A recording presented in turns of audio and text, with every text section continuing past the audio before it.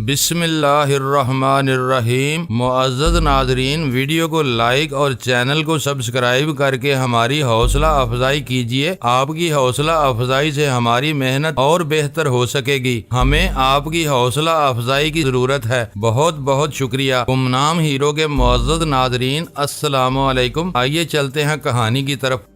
یہاں درختوں کی بہتات تھی اور بعض جگہوں پر تو درخت اور قدِ آدم جھاڑیاں اس قدر گنجان تھیں کہ چلنا مشکل ہو رہا تھا۔ میں ایک جگہ رک گیا اور چاروں طرف دیکھنے لگا۔ چاروں طرف گہری تاریکی تھی۔ میری سمجھ میں نہیں آ رہا تھا کہ کس طرف جاؤں اور ان لوگوں کو کہاں تلاش کروں۔ میں نے آنکھیں بند کر لیں اور کھڑے کھڑے مراقبے کی کیفیت میں چلا گیا۔ ایسے موقعوں پر مجھے مراقبے سے رہنمائی مل جاتی تھی اور اس وقت بھی مجھے مایوسی نہیں ہوئی۔ چند منٹ بعد میں نے آنکھیں کھولی تو تاریکی چھٹ گئی تھی، بلکہ پورے یوں کہنا بہتر ہوگا کہ میری آنکھوں میں وہ قوت ابھر آئی تھی جو بلی کی طرح اندھیرے میں دیکھنے کی صلاحیت عطا کرتی ہے۔ میں اس حیرت ناک تجربے سے پہلے بھی ایک دو مرتبہ گزر چکا ہوں۔ میں نے ایک بار پھر ادھر ادھر دیکھا اور ایک طرف نشیب میں اترنے لگا۔ اب مجھے راستہ صاف نظر آ رہا تھا اور چلنے میں کوئی دشواری بھی پیش نہیں آ رہی تھی۔ اچانک میں رک گیا۔ سامنے تقریباً 100 گز دور درختوں میں ایک جگہ روشنی دکھائی دے رہی تھی۔ میں چند لمحے اس طرف دیکھتا رہا اور پھر محتاط انداز میں آگے بڑھنے لگا۔ درختوں کے درمیان ایک کھلا میدان سا تھا جہاں حویلی نما ایک عمارت نظر آ رہی تھی اور اس کے پھاٹک کے سامنے ایک مشعل جل رہی تھی۔ میں ایک بار پھر آگے بڑھنے لگا۔ عمارت کے آس پاس کوئی زیرو دکھائی نہیں دے رہا تھا۔ میں نے پھاٹک کھولنے کی کوشش کی لیکن وہ اندر سے بند تھا۔ آس پاس کوئی ایسی جگہ نظر نہیں آ رہی تھی جہاں سے اندر داخل ہوا جا سکتا۔ دیوار بھی بہت اونچی تھی جس پر چڑھنا ناممکن نہیں تو مشکل ضرور تھا۔ میں دیوار کے ساتھ ساتھ چلنے لگا۔ مجھے یقین تھا کہ کہیں نہ کہیں سے اندر داخل ہونے کا راستہ مل جائے گا۔ دیوار کے ساتھ ساتھ دور تک قدِ آدم جھاڑیاں پھیلی ہوئی تھیں۔ ان جھاڑیوں میں سانپ، بچھو اور دیگر زہریلے حشرات الارض رینگتے ہوئے نظر آ رہے تھے۔ مجھے ان سے کوئی خطرہ نہیں تھا لیکن میں ان سے بچ کر چلتا رہا اور بالآخر ایک جگہ رک گیا۔ دیوار میں ایک دروازہ نظر آیا۔ وہ دروازہ کھڑکی سے زیادہ بڑا نہیں تھا۔ ہاتھ کے معمولی سے دباؤ سے دروازہ کھل گیا اور میں اندر داخل ہو گیا۔ دوسری طرف بھی قدِ آدم جھاڑیاں تھیں۔ میں وہاں رک کر محتاط نگاہوں سے ادھر ادھر دیکھنے لگا۔ تقریباً 50 گز آگے وہ عمارت تھی جس کے آگے برآمدے کی طرف صاحبان بنا ہوا تھا اور وہاں ایک مشعل جل رہی تھی۔ ہر طرف سناٹا تھا۔ جھینگروں کے سوا کسی قسم کی کوئی آواز سنائی نہیں دے رہی تھی۔ میں اپنے آپ میں ایک عجیب سی کیفیت محسوس کر رہا تھا۔ ایک عجیب سا احساس تھا جس نے میرے اندر بے چینی سی پیدا کر دی تھی۔ میں جھاڑیوں سے نکل کر دبے قدموں چلتا ہوا برآمدے میں پہنچ گیا۔ دروازہ کھلا ہوا تھا اور مجھے اندر داخل ہونے میں کوئی دشواری پیش نہیں آئی تھی۔ میرے دماغ میں سنسناہٹ سی ہو رہی تھی۔ میں جیسے جیسے آگے بڑھ رہا تھا میرے دل کی دھڑکنیں تیز ہوتی جا رہی تھیں۔ وہی راہداریاں، ہر راہداری کے موڑ پر جلتی ہوئی مشعل اور وہی محرابی دروازے۔ فرق صرف اتنا تھا کہ اس حویلی میں ہر راہداری کے موڑ پر ایک نیزہ بردار عورت بھی کھڑی نظر آئی تھی مگر یہاں کوئی نہیں تھا۔ کیا یہ وہی حویلی تھی جہاں پالا مجھے لے گئی تھی اور کاشی سے طویل ملاقات ہوئی تھی؟ میرا دماغ کام نہیں کر رہا تھا۔ وہ حویلی بستی کے قریب جھیل کے کنارے پر واقع تھی اور یہاں آنے کے لیے مجھے جھیل کے پانی میں طویل سفر کرنا پڑا تھا لیکن ویسا ہی ٹیلا دیوار میں کھڑکی نما دروازہ، صاحبان نما برآمدہ اور ویسی ہی کشادہ راہداریاں۔ میں اس محرابی دروازے کے سامنے کھڑا تھا جس کی دوسری طرف کاشی سے ملاقات ہوئی تھی۔ میں نے باری دروازے پر ہاتھ رکھ دیا اور اسے آہستہ آہستہ دھکیلنے لگا۔ سناٹے میں دروازے کے چرچرانے کی آواز بڑی پر اسرار لگ رہی تھی۔ مجھے کچھ اندازہ نہیں تھا کہ اب دوسری طرف کس قسم کی صورتحال کا سامنا کرنا پڑے گا۔ دروازہ آہستہ آہستہ کھلتا چلا گیا اور میں اندر داخل ہو گیا۔ وہ ایک بہت بڑا کمرہ تھا جو خالی تھا، تاہم ایک طرف مشعل جل رہی تھی، دائیں طرف ایک کمرے سے روشنی جھلک رہی تھی۔ میں آہستہ آہستہ اس طرف بڑھنے لگا اور پھر اچانک کوئی بھاری چیز میرے اوپر گری۔ میں بری طرح بدحواس ہو گیا اور اپنا توازن برقرار نہ رکھ سکا اور لڑکھڑا کر گر گیا۔ وہ بوجھ بھی میرے اوپر ہی گرا تھا۔ وہ کوئی اور چیز نہیں بلکہ ایک آدمی تھا جس نے اوپر سے چھلانگ لگائی تھی۔ میرے اوپر یہ حملہ اچانک ہوا تھا اور میں اس کے نیچے دب گیا تھا لیکن میں نے سنبھلنے میں بھی دیر نہیں لگائی تھی۔ وہ مجھے گرفت میں لینے کی کوشش کر رہا تھا کہ میں نے اسے اپنے اوپر سے اچھال دیا اور بڑی تیزی سے اٹھ کر کھڑا ہو گیا لیکن ٹھیک اسی وقت ایک اور آدمی نے اوپر سے میرے اوپر छलांग लगा दी। मैं एक बार फिर अपना तवाज़ुन खो बैठा। वो दोनों मुझसे गुथम गुथा हो गए। मैं अपने आप को छुड़ाने की कोशिश कर रहा था लेकिन कामयाब नहीं हो सका। दोनों ने मुझे बगलों में हाथ डालकर बड़ी सख्ती से गिरफ्त में ले लिया था। इसी वक्त सामने वाला कमरे का दरवाजा खुला और इसके साथ ही मेरी मुजाहमत खतर रुक गई। दरवाजे के ऐन सामने कमरे में पलंग पर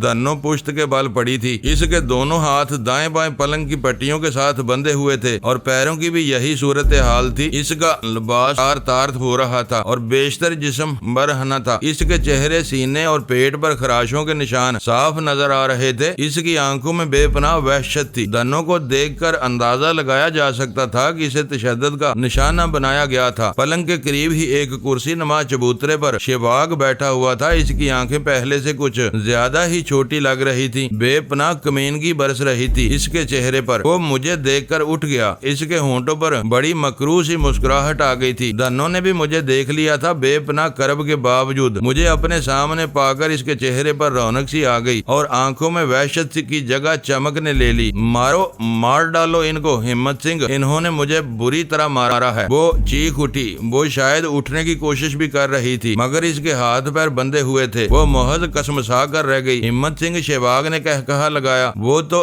खुद इस वक्त बेहिम्मत हो रहा है। तुम्हें क्या बचाएगा और हमें क्या मारेगा। वो कमरे से बाहर आ गया। मेरे सामने खड़े होकर चंद लम्हे मेरी तरफ देखता रहा, फिर मेरे पेट पर जोरदार गोंसा मारा। गोंसा हथौड़े की तरह लगा। मैं बिलबिला उठा। इन दोनों ने मुझे बगलों में हाथ डालकर मजबूती से गिरफ्त में ले रखा था। मैं अपनी जगह से हरकत भी नहीं कर सका। शेबाग ने दूसरा गोंसा मारा। ये पहले से ज्यादा ताकतवर था लेकिन तीसरा गोंसा मारा तो वो एक कदम पीछे हटकर अपने हाथ को बुरी तरह झटकने लगा। वो दूसरे हाथ से इस हाथ की उंगलियां सहलाते हुए वहशत ज़दा सी नजरों से मेरी तरफ देखने लगा। मेरे पेट के मसल्स पत्थर की तरह सख्त हो गए थे। वो चंद लम्हे मेरी तरफ देखता रहा और फिर पे दर पे मेरे पेट पर गोंसे बरसाने लगा लेकिन इस बार मुझे कोई तकलीफ नहीं हुई। इसके बरक्स शेबाग बार बार अपना हाथ झटक रहा था। अब मेरी बारी है शेबाग, मैंने मुस्कुराते हुए कहा और फिर यल करता हुआ पूरी कुव्वत से अपने आप को ऊपर उठाने लगा। इन दोनों का ख्याल था कि मैं अपने आप को छुड़ाने की कोशिश कर रहा हूँ। मेरे बाजुओं पर इनकी गिरफ्त कुछ और भी मजबूत हो गई और इनकी ये कार्रवाई मेरे लिए फायदेमंद साबित हुई। मैं इनके सहारे पर ऊपर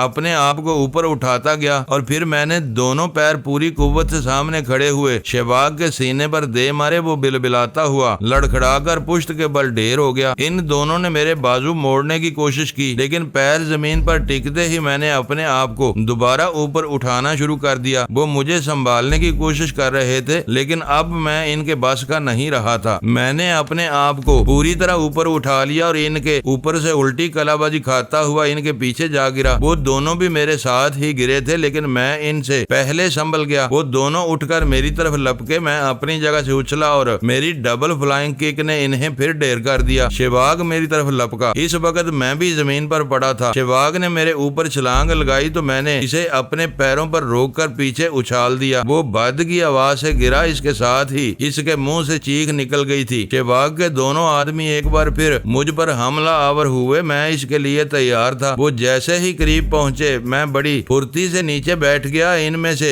एक मुझसे टकराकर कलाबाजी खाता हुआ दूर जा गिरा और दूसरा मेरी टांग से उलझकर वहीं लड़खड़ाकर रह गया और मैंने फिर इसे संभलने का मौका नहीं दिया। मेरी ठोकरें इसे पूरे कमरे में नाचने पर मजबूर करती रहीं। एक मौका पर इसके दूसरे साथी ने मुझे गिरफ्त में ले लिया। मैं इस शख्स को रगीता हुआ दीवार तक ले जाने में कामयाब हो गया। इस दौरान में मैंने शेबाग को एक तरफ पड़े हुए नेजे की तरफ लपकते हुए भी देख लिया था। मैंने अपने हरीफ को उठाकर दीवार के साथ खड़ा कर दिया। एक हाथ से इसे दीवार के साथ दबाए रखा और दूसरे हाथ से इसके चेहरे पर घूंसे बरसाने लगा और फिर अचानक ही शेबाग की दाड़ सुनकर मैं अपने हरीफ को छोड़कर बड़ी तेजी से एक तरफ हट गया। अगर मुझे एक लम्हे की भी ताखीर हो जाती तो शेबाग का नेजा मेरी पुश्त में पेवस्त हो जाता। शेबाग पूरी कुव्वत से हमला आवर हुआ था। नेजा दीवार से लगे हुए मेरे हरीफ के सीने को चीरता हुआ कई इंच तक दीवार में घुसता चला गया। इस शख्स के मुंह से निकलने वाली चीख बड़ी भयानक थी। शेबाग के चेहरे पर बेपनाह खौफ उभर आया। वो बड़ी वहशतज़दा सी नजरों से अपने साथी को देख रहा था जो नेजे के साथ दीवार में टंग गया। शेबाग का हाथ अब भी नेजे के दस्ते पर था। शेबाग ने नेजे पर से हाथ हटा लिया और अपने दूसरे साथी की طرف देखते हुए चीखा, हैंग पकड़ो इसे, काट डालो, जिंदा मत छोड़ना। अब तक की सूरत हाल से मुझे ये अंदाजा लगाने में दुश्वारी पेश नहीं आई थी कि हवेली में इन तीनों के सिवा और कोई नहीं था। इनमें से एक खत्म हो चुका था और अब मेरे सामने सिर्फ दो रह गए थे और वो दोनों बड़े पुरजोश अंदाज में मेरी तरफ लपक रहे थे। और ये बात मैं अच्छी तरह जानता था कि जोश में होश काम नहीं करता। मेरे लिए इस सूरत हाल से फायदा उठाने का बेहतरीन मौका था और मैंने इस मौका से भरपूर फायदा उठाया। वो जैसे ही करीब पहुंचे मैंने डबल फ्लाइंग किक से इन्हें ढेर कर दिया और फिर इन्हें संभलने का मौका नहीं दिया। मैं लातों और गोंसों से इन्हें पूरे कमरे में नचाता रहा। एक मौका पर हैंग ने मुझे नीचे गिरा दिया। मैंने बड़ी फुर्ती से पतलून का पांचा उठाकर खंजर निकाल लिया। इस पूरी महम के दौरान मैंने पहली मर्तबा खंजर निकाला था। हैंग मेरे ऊपर छलांग लगा चुका था। मैंने लेटे ही लेटे खंजर वाला हाथ आगे कर दिया। हैंग की खौफनाक चीख गूंज उठी। खंजर इसके सीने में पेवस्त हो गया था और खून की धार ने मेरे जिस्म को भी आलूदा कर दिया था। हैंग तड़प कर मेरे ऊपर से एक तरफ लुढ़क गया था। मैंने खंजर खींच कर दोबारा इस पर हमला कर दिया। इस मर्तबा भी खंजर दस्ते तक इसके सीने में पेवस्त हो गया था। दौड़ते हुए कदमों की आवाज सुनकर मैं चौंक गया। शवाग फरार हो रहा था। मैंने हैंग के सीने में पेवस्त खंजर एक झटके से बाहर खींचा और शवाग के पीछे दौड़ लगा दी। मैं राहदारी में दौड़ते हुए हवेली से बाहर आ गया। शवाग इस दीवार की तरफ दौड़ रहा था जिसमें वाकया खिड़की नुमा दरवाजे से गुजर कर मैं अंदर आया था। हवेली के बाहर कदे आदम गुंजान झाड़ियां थी। मेरी आंखों में अगरचे इस वक्त भी वो रोशनी मौजूद थी जो तारीकी में देखने की सलाहियत रखती थी, लेकिन शवाग झाड़ियों में गायब हो चुका था। मैं रुक गया। इसका पीछा करना बेकार था और इसके वापस आने की भी तवक्को नहीं थी। मैं हवेली में वापस आ गया। इस कमरे में दो लाशें थी, एक नेजे के साथ दीवार पर टंगी हुई थी और दूसरी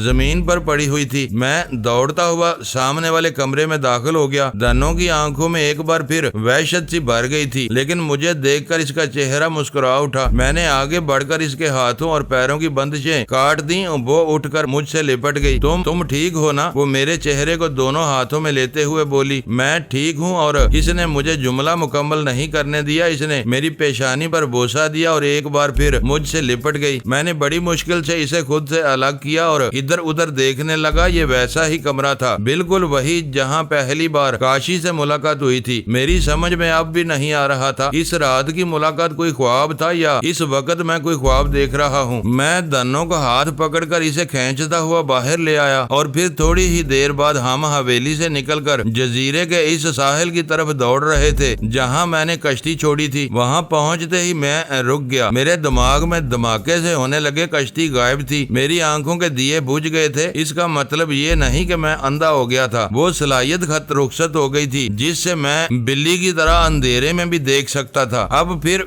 मेरे सामने अंधेरा ही अंधेरा था। मैं आंखें फाड़ फाड़ कर अंधेरे में देख रहा था। ये वही जगह थी जहाँ मैंने झाड़ियों के साथ कश्ती की रस्सी को बांधा था, लेकिन कश्ती आसपास कहीं भी नजर नहीं आ रही थी। वो देखो क्या है। मेरे करीब खड़े हुए धनों ने कहा, पानी की तरफ इशारा किया। किनारे से तकरीबन 100 गज आगे ड्रम की तरह की कोई चीज पानी में तैरती हुई नजर आ रही थी। वो यकीनन कश्ती ही थी। मैंने धनों को वहीं रुकने का इशारा किया और पानी में छलांग लगा दी। चंद सेकंड बाद मैं शराब की एक और जोरदार आवाज सुनकर चौंक गया। पीछे मुड़कर देखा लेकिन कुछ नजर नहीं आया। किनारे पर जिस जगह मैंने धनों को छोड़ा था वहाँ वो नजर नहीं आ रही थी। धनों, मैंने जोर से पुकारा। इसी लम्हे मेरे करीब, बिल्कुल करीब ही धनों ने पानी से सर उबारा। मैं यहाँ हूँ, इसने मेरी तरफ देखते हुए कहा। मैं भूल गया था कि धनों एक बहुत अच्छी तैराक थी। इसकी जिंदगी एक ऐसी इबादत गाह में गुजरी थी जो दरिया के किनारे पर वाक़या थी और इसने बचपन ही में दरिया में तैरना सीख लिया था। हम दोनों गहरे पानी की तरफ तैरते रहे और तैरती हुई ड्रामनुमा इस चीज तक पहुंचने में हमें ज्यादा देर नहीं लगी। ये वो कश्ती ही थी।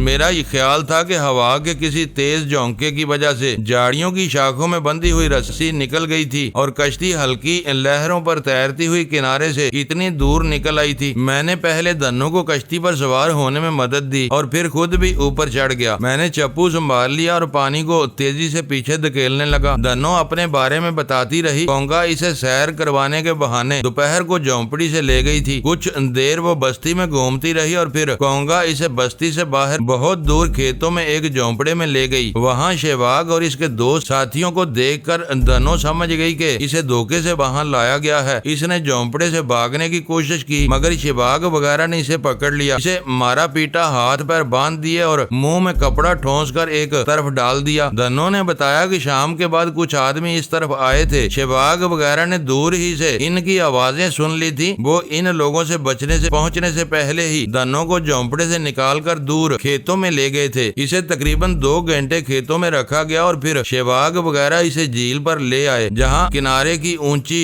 جھاڑیوں میں ایک بڑی کشتی موجود تھی. یہ کشتی ان 2 درختوں کے کھوکھلے تنوں کو جوڑ کر بنائی گئی تھی. وہ لوگ دھنو کو اس کشتی پر ڈال کر اس جزیرے میں پر لے آئے. دھنو کے کہنے کے مطابق اس حویلی میں آنے کے بعد بھی اس نے بھاگنے کی کوشش کی تھی, جس پر اسے مارا پیٹا گیا اور پلنگ پر ڈال کر باندھ دیا گیا. شیواگ نے مجھے دھمکی دی تھی کہ اگر تم کل دوپہر سے پہلے بستی سے نہ گئے تو وہ مجھے قتل کر دے گا اور لاش کے ٹکڑے کر کے بستی میں پھینکوا دے گا. اگر وہ ایسا کرتا تو میں قیامت تک اس کا پیچھا نہ چھوڑتا. میں نے جواب دیا. میں چپو چلاتے ہوئے بار بار اطراف میں دیکھ رہا تھا. میرا خیال تھا کہ شیواگ کی کشتی جزیرے کے ساحل پر کسی اور جگہ کھڑی ہوگی. حویلی سے فرار ہو کر وہ جزیرے پر نہیں رکا ہوگا. بستی کی طرف جانے کی وہ غلطی نہیں کر سکتا تھا. ہو سکتا ہے وہ جھیل کے دوسرے کنارے کی طرف جانے کی کوشش کرے, لیکن جھیل کی سطح دور دور تک تاریک اور سنسان تھی. کسی اور کشتی کی موجودگی کے آثار نظر نہیں آ رہے تھے. واپسی پر کوئی رکاوٹ پیش نہیں آئی. میں کشتی کو جھیل کے کنارے پر اسی طرف لے گیا جہاں کونگا سے مارکا ہوا تھا. کشتی کی رسی کو میں نے کنارے کی جھاڑیوں سے باندھ دیا اور ہم کنارے کے ساتھ ساتھ بستی کی طرف چلنے لگے. آبادی سے دور رہتے ہوئے ہم اپنے جھونپڑے کے سامنے پہنچ گئے. دروازہ کھلا ہوا تھا اور اندر سے مارتھا اور شوبھا کی باتوں کی آوازیں سنائی دے رہی تھی. ہم اندر داخل ہوئے تو وہ دونوں ہمیں دیکھ کر اچھل پڑی. ہم دونوں کے کپڑوں سے پانی نچڑ رہا تھا. شوبھا نے بیگ میں سے فوراً ہی ہمارے دوسرے کپڑے نکال دیے. پہلے کپڑے بدل لو پھر بات کریں گے, اس نے کہا. میں اپنے کپڑے لے کر باہر آ گیا. وہ رات کا آخری پہر تھا. ہر طرف سناٹا تھا. میں نے جھونپڑے کی آڑ میں کھڑے ہو کر کپڑے بدلے, گیلے کپڑوں کو گھاس پر پھیلا دیا اور اندر آ گیا. اس دوران میں دھنو بھی کپڑے بدل چکی تھی اور شوبھا نے اسے 2-3 کمبلوں میں دبا دیا تھا. اس کا سر کمبلوں سے باہر تھا. دھنو میری طرف دیکھ کر مسکرا دی. شوبھا ہمارے ساتھ کچھ ایسا ہی سلوک کرتی تھی. اسے ہمارے بہت زیادہ فکر رہتی تھی. میں بھی شوبھا کے قریب بیٹھ گیا. ہاں اب بتاؤ تم کہاں غائب ہو گئے تھے اور یہ تمہیں کہاں ملی؟ شوبھا نے میری طرف دیکھتے ہوئے کہا. تمہارے جانے کے تقریباً 1 گھنٹے بعد میں اور مارتھا کاشی کے پاس گئی تھی. وہ بھی جاگ رہی تھی. میں نے اسے تمہارے بارے میں بتایا تو اس نے بڑے پرسکون لہجے میں جواب دیا تھا کہ تم خیریت سے ہو اور جلد ہی دھنو کو لے کر واپس آ جاؤ گے. ہم واپس تو آ گئے, لیکن جیسے جیسے وقت گزر رہا تھا ہماری پریشانی بھی بڑھتی جا رہی تھی. میرا خیال ہے تم کسی کے پیچھے بھاگے تھے. کون تھا وہ؟ کونگا, میں نے جواب دیا اور چند لمحوں کی خاموشی کے بعد انہیں سب کچھ بتانے لگا. میں نے مارتھا کی وجہ سے اپنے ہاتھوں کونگا اور جزیرے کی حویلی میں 2 آدمیوں کے مارے جانے کا ذکر نہیں کیا تھا. دھنو بھی حویلی والے واقعے کے سلسلے میں خاموش ہی رہی تھی. مارتھا بڑی دلچسپی سے ہماری باتیں سن رہی تھی. اس کے لیے یہ سب کچھ حیرت انگیز تھا. وہ آدھی سے زیادہ دنیا گھوم چکی تھی. خوفناک جنگلوں میں, آباد خونخوار قبائل میں بھی رہی تھی, لیکن یہاں ہمالیہ کی گود میں اسے جو کچھ دیکھنے اور سننے کو مل رہا تھا وہ دنیا کے کسی اور خطے میں اس نے نہیں دیکھا سنا تھا. ہم ابھی باتیں کر ہی رہے تھے کہ باہر قدموں کی ہلکی سی چاپ سنائی دی. میں نے چونک کر ادھر ادھر دیکھا, ہونٹوں پر انگلی رکھ کر انہیں خاموش رہنے کا اشارہ کیا اور بڑی تیزی سے دروازہ کھول کر باہر نکل گیا. دروازے سے باہر نکلتے ہی میں کسی سے ٹکرا گیا اور ایک لمحہ ضائع کیے بغیر اسے باہوں کی لپیٹ میں لے لیا. نسوانی چیخ کی آواز نے مجھے پھر چونکا دیا. میرا خیال تھا کہ اس وقت بھی کوئی ہماری جاسوسی کرنے آیا تھا اور میں نے اسے بھاگنے کا موقع دیے بغیر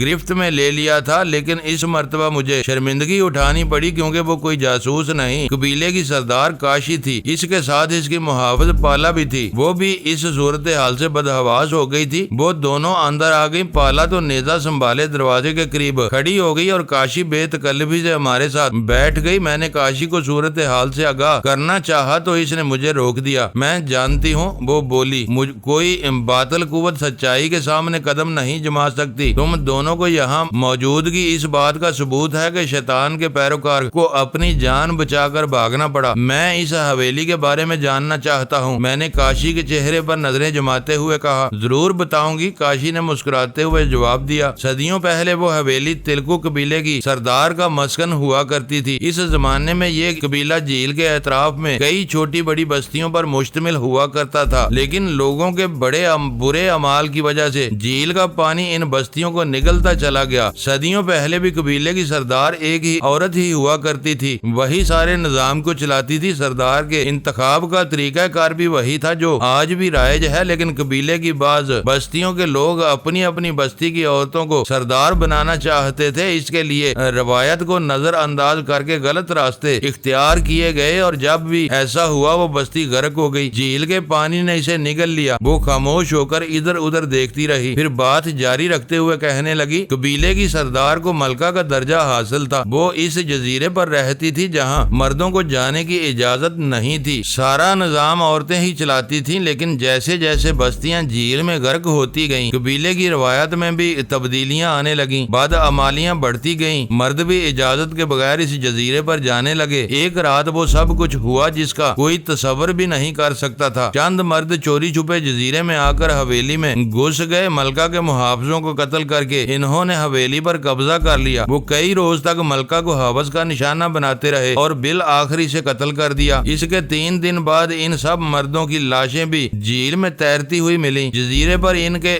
سوا اور کوئی نہیں تھا۔ ان سب کی موت پر اسرار طور پر واقع ہوئی تھی۔ کوئی نہیں جانتا تھا کہ انہیں مارنے والا کون ہے۔ اس واقعے کے بعد لوگوں میں اتنا خوف و ہراس پھیلا کہ لوگوں نے اس طرف جانا چھوڑ دیا اور وہ جزیرہ ویران ہو گیا۔ لوگوں کا خیال تھا کہ وہاں بدروحیں قابض ہو گئی ہیں۔ کبھی کبھی اس جزیرے سے دھواں اٹھتا ہوا دکھائی دیتا تھا، لیکن بستی کے لوگوں نے کبھی یہ معلوم کرنے کی کوشش بھی نہیں کی کہ وہاں کیا چیز ہو سکتی ہے۔ میرے سردار منتخب ہونے سے 2 ہفتے پہلے رات کی تاریکی میں 2 کشتیوں کو جزیرے کی طرف جاتے ہوئے دیکھا گیا تھا۔ اس وقت کچھ لوگوں نے ہمت کر کے اپنی کشتیوں پر ان کشتیوں کا پیچھا کرنے کی کوشش کی تھی، لیکن وہ کشتیاں زوردار آوازوں کے ساتھ آگ کے شعلے اگلنے لگیں۔ ہمارے آدمی خوفزدہ ہو کر واپس آ گئے۔ وہ اس قدر بدحواس ہوئے تھے کہ ایک کشتی الٹ گئی اور 2 آدمی ڈوب کر ہلاک ہو گئے۔ اس واقعے کے بعد لوگوں کے دلوں میں خوف کچھ اور بڑھ گیا۔ اب تو جھیل میں مچھلیاں پکڑنے والے بھی اس جزیرے سے دور ہی رہتے ہیں۔ تم کبھی اس جزیرے پر گئی ہو؟ میں نے اس کے خاموش ہونے پر سوالیہ نگاہوں سے اس کی طرف دیکھا۔ نہیں، اس نے مسکراتے ہوئے جواب دیا، لیکن اس رات میرا مطلب ہے جب پالا مجھے یہاں سے لے کر گئی تھی۔ یہ دنیا بڑی عجیب جگہ ہے۔ اس نے بدستور مسکراتے ہوئے میری بات کاٹ دی۔ یہاں بعض اوقات ہماری آنکھوں کے سامنے ایسے پر اسرار واقعات جنم لیتے ہیں جن پر یقین کرنے کو دل نہیں چاہتا اور ہم انہیں جٹلا بھی نہیں سکتے۔ اور کبھی آنکھیں جو کبھی دیکھتی ہیں وہ خاموش ہو کر مارتھا وغیرہ کی طرف دیکھنے لگی۔ چند لمحوں بعد وہ میری طرف دیکھتے ہوئے بولی، انسان کے اندر پر اسرار قوتوں کے جزیرے آباد ہیں۔ وہ ان پر قابو پا کر کائنات کو تسخیر کر سکتا ہے، لیکن اپنے اندر کی تمام قوتوں پر قابو پانا ناممکن نہیں۔ تاہم کبھی کوئی کسی قوت پر قابو پا لیتا ہے۔ ان میں سے ایک قوت ایسی بھی ہے جس کے بال بوتے پر دوسروں کو ایسے مناظر دکھائے جا سکتے ہیں جس کا وہ تصور بھی نہیں کر سکتے۔ گویا وہ بھی